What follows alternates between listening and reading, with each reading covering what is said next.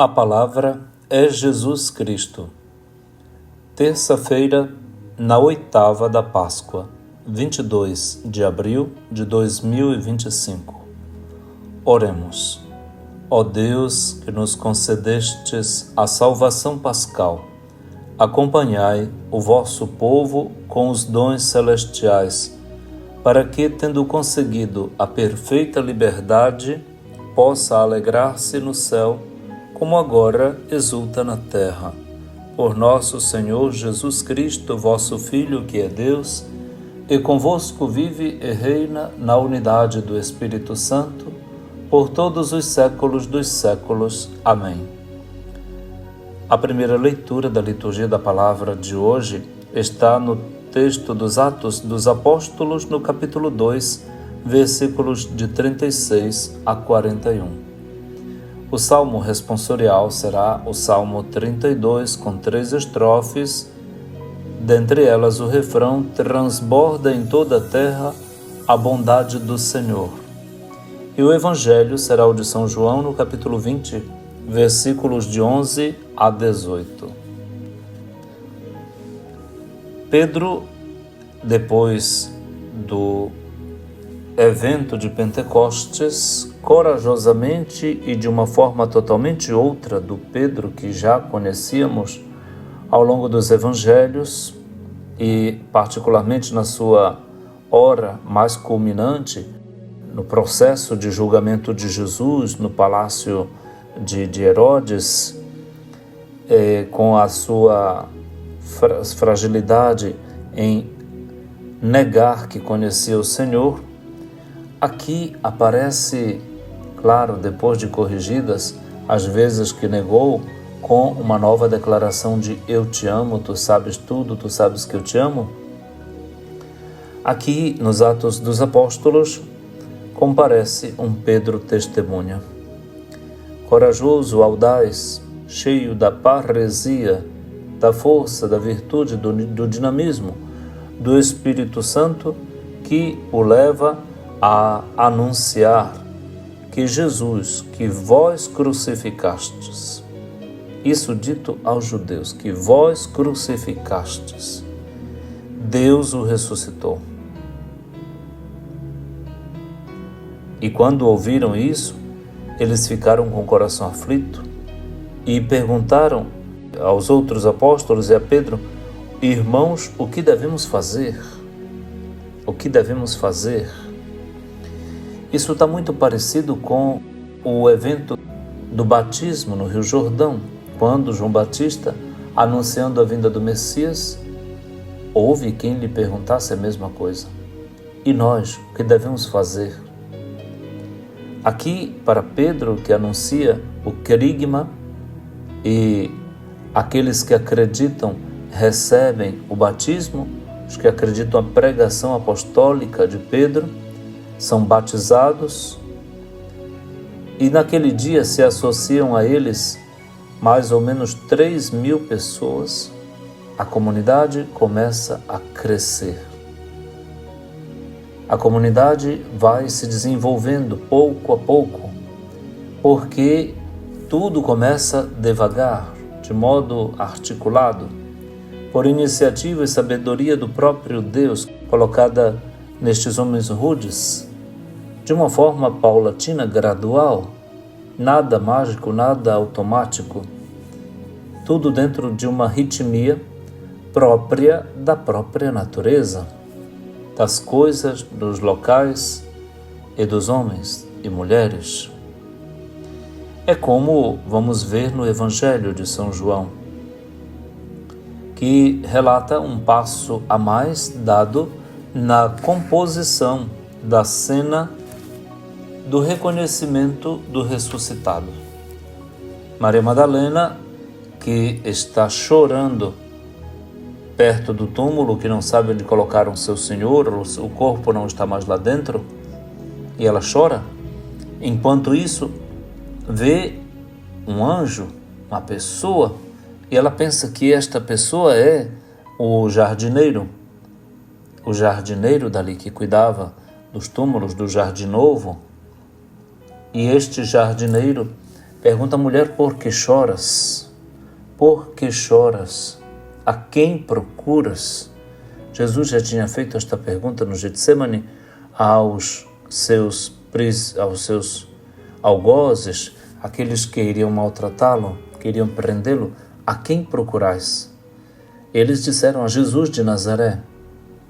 E a mesma pergunta vem do ressuscitado agora para Maria Madalena: a quem procuras? E ela quer saber do corpo do seu Senhor. Mas pensa que aquela pessoa é o jardineiro, não é Jesus até ali. O interessante é que, pouco a pouco, há um reconhecimento da parte de quem encontra com Jesus dentro de uma dinâmica de revelação, porque depois que ele fala com ela, sua voz familiar já começa a lhe dar um incômodo de que, quem sabe, ali estaria falando com o próprio mestre, com o seu Rabuni. E é então que se dá este reconhecimento mais completo, mais total.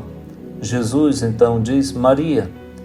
Ninguém chamou a ela deste jeito. Ela sabia que naquele apelativo, naquele nominativo, estava não somente o nome dela, estava a ternura do coração do Senhor. Por isso ela diz Rabuni em hebraico, que quer dizer mestre.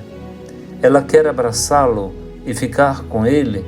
Jesus diz: não me toques, não me retenhas, não me segures, porque eu ainda não subi para junto do meu Pai. Jesus está na dimensão terrena, ressuscitado, mas na dimensão terrena ainda. E diz a ela que ela tem uma missão, que vá dizer aos seus irmãos, portanto aos apóstolos, que ele vai subir para o Pai e, portanto, para Deus. E então Maria Madalena vai anunciar aos discípulos: eu vi o Senhor, e contou o que Jesus lhe tinha dito. Eu vi o Senhor. Nós vimos o Senhor, nós vemos o Senhor. Sim, nós vemos os sinais do Senhor.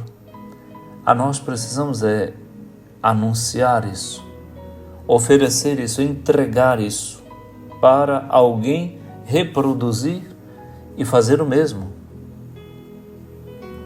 Você vê o Senhor?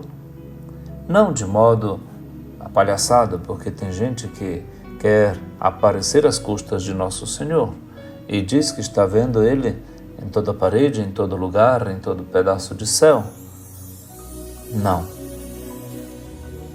O rosto do Senhor é para ser visto no rosto dos que convivem conosco todos os dias, e dos ricos e dos pobres, mas sobretudo dos pobres, porque é bem-aventurado o que é pobre em espírito, porque dele é o reino do céu.